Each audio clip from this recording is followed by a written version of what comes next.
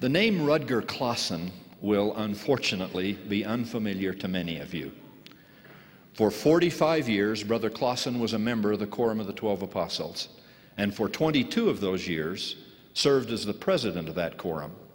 But long before any of those responsibilities came to him, he had a chance to prove his faithfulness and demonstrate in his youth just how willing he was to defend his beliefs, even at the peril of his life. As a young man, Brother Clawson had been called on a mission to the southern states.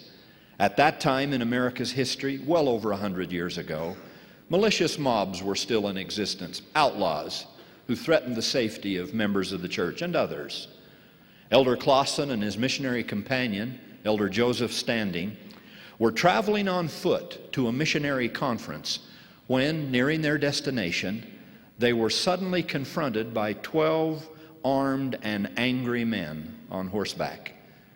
With cocked rifles and revolvers shoved in their faces, the two elders were repeatedly struck and occasionally knocked to the ground as they were led away from their prescribed path and forced to walk deep into the nearby woods. Elder Joseph Standing, knowing what might lie in store for them, made a bold move and seized a pistol within his reach. Instantly, one of the assailants turned his gun on young Standing and fired. Another mobber, pointing to Elder Clawson, said, "Shoot that one too." In response, every weapon in the circle was turned on him. It seemed to this young elder that his fate was to be the same as that of his fallen brother. He said, and I quote, "I at once realized there was no avenue of escape. My time had come. My turn to follow Joseph Standing was at hand." He folded his arms, looked his assailants in the face, and said, "Shoot." Whether stunned by the young elder's courage or now fearfully aware of what they'd already done to his companion, we cannot know. But someone at that fateful moment shouted, "Don't shoot." And one by one the guns were lowered. Terribly shaken, but driven by loyalty to his missionary companion, Elder Clawson continued to defy the mob.